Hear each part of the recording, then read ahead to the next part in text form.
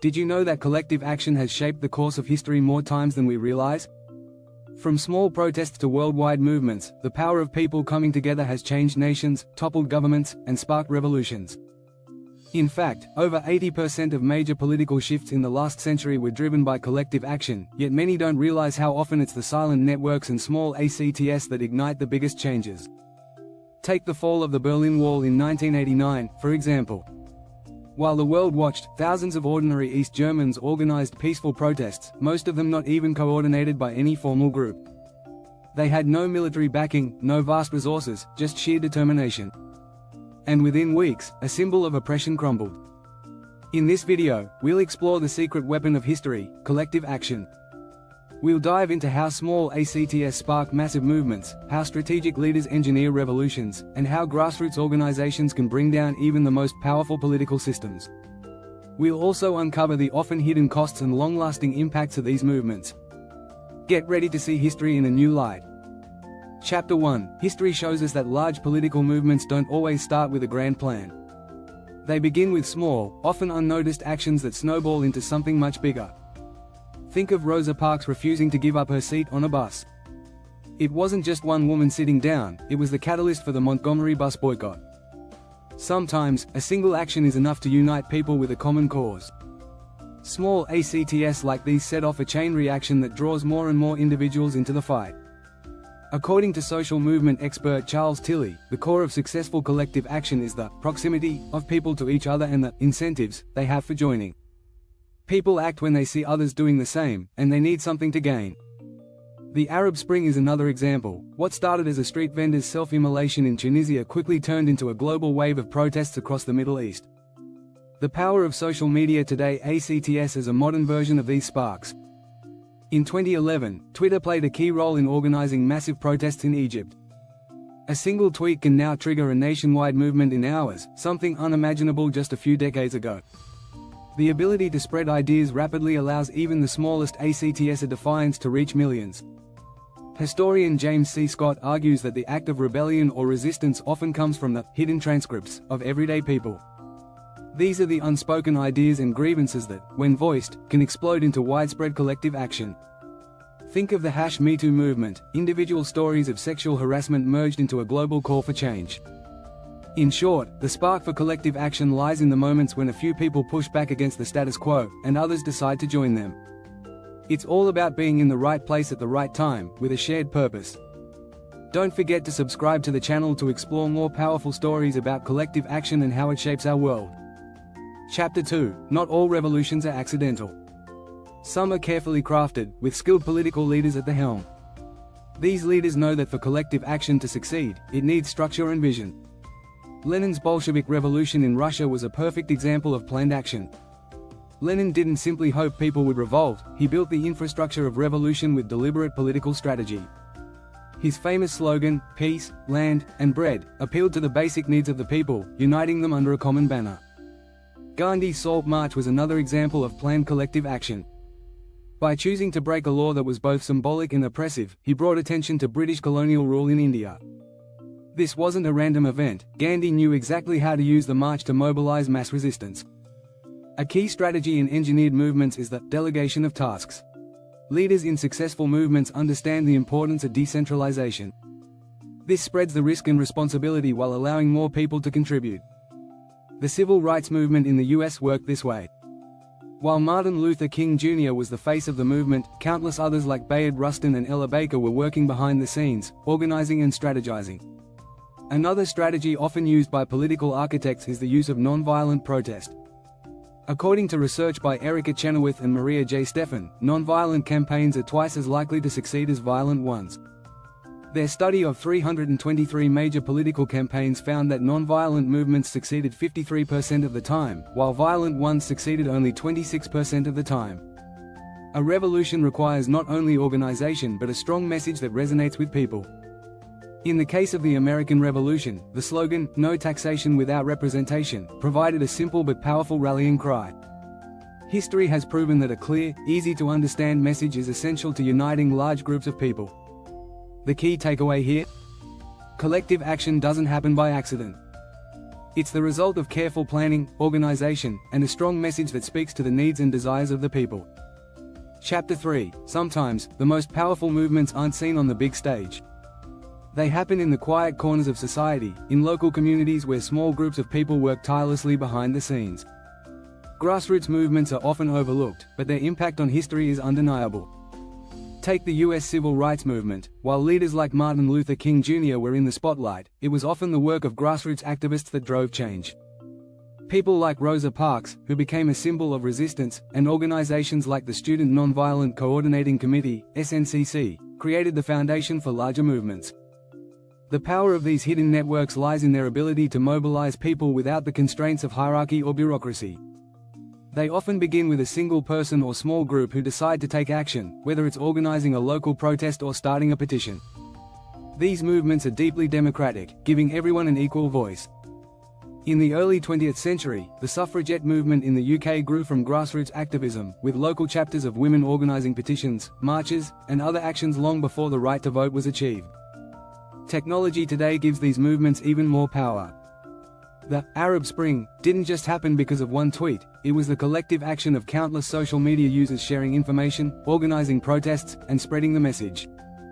In fact, a 2013 study by the Berkman Klein Center for Internet and Society found that Twitter was used as a tool by protesters in Egypt to avoid government crackdowns and organize rallies.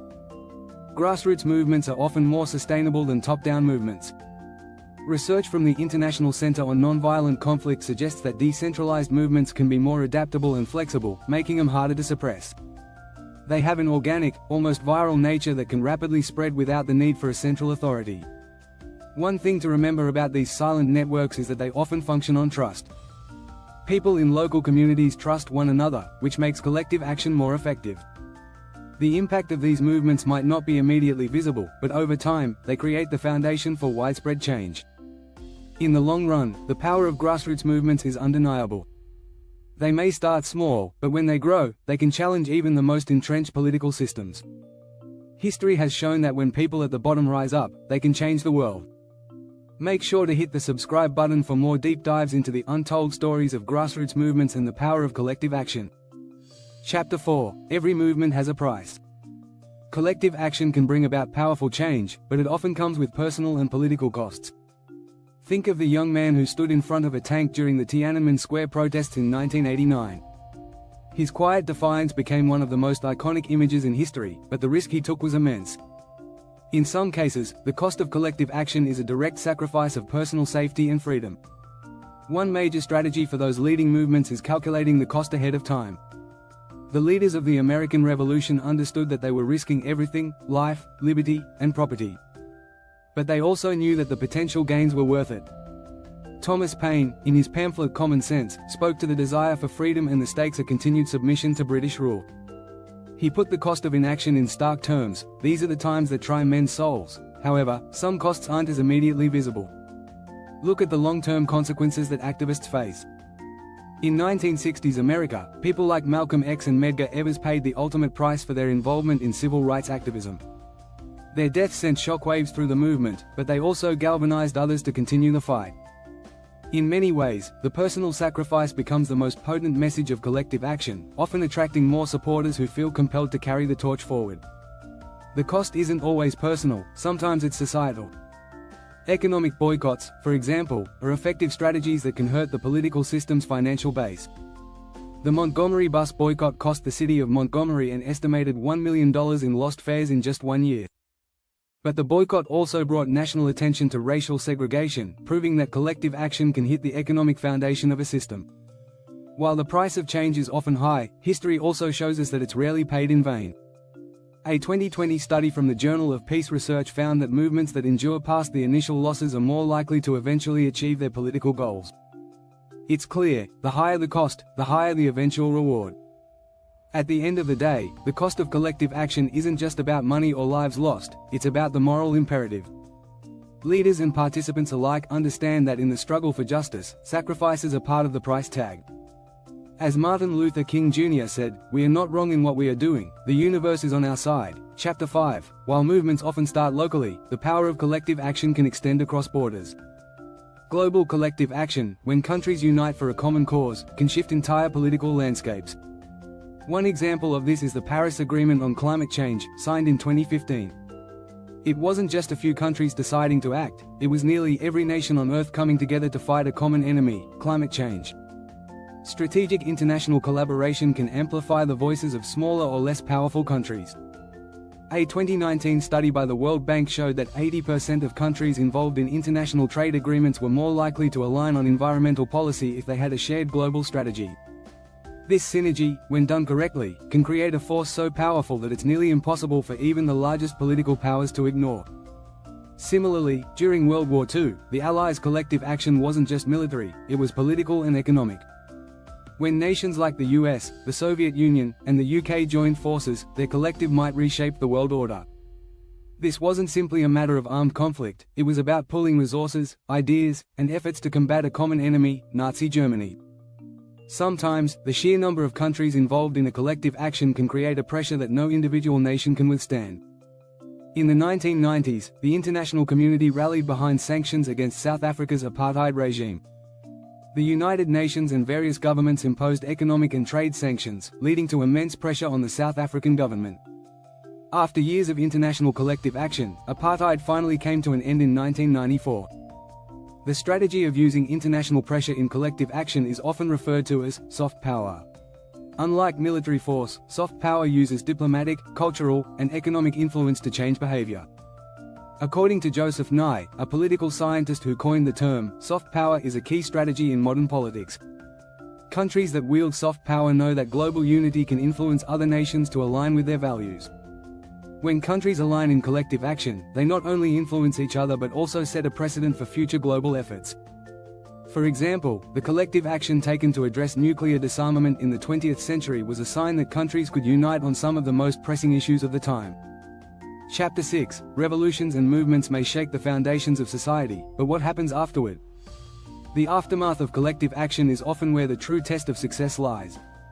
A movement's end doesn't necessarily mean its goals have been fully realized. Sometimes, the battle for justice continues for generations. Take the American Civil Rights Movement. Though significant victories were achieved in the 1960s, the fight for racial equality is still ongoing today. The legacy of past collective action serves as a foundation for future change. One of the key strategies in sustaining collective action after a revolution is ensuring that the movement's core values are ingrained into the fabric of society. Leaders like Nelson Mandela understood that a successful revolution required not just a change in the political system but in the hearts and minds of people. In post-apartheid South Africa, Mandela pushed for reconciliation, knowing that societal change would only happen if individuals came together, regardless of race, to rebuild the country. The creation of the Truth and Reconciliation Commission was a strategic move to allow for collective healing while addressing past wrongs. Another important strategy in the aftermath is ensuring that the movement remains relevant. The hashtag Black Lives Matter movement, which emerged in the wake of police violence in the 2010s, used social media to keep the conversation going long after individual protests. By strategically using platforms like Twitter and Instagram, BLM kept its message fresh and kept the conversation on the front burner. Data from the Pew Research Center shows that movements that remain visible through media attention are 60% more likely to sustain their influence over time. The lesson here is that the work of collective action is never truly done. After a revolution, the next step is ensuring that the new ideas are carried forward and integrated into policy. The echo of collective power is strongest when people continue to push for the changes they fought for, ensuring that the revolution doesn't fade into history but becomes a living, breathing part of society's evolution. Subscribe now for more insightful discussions on the enduring impact of collective movements and how they reshape our world forever.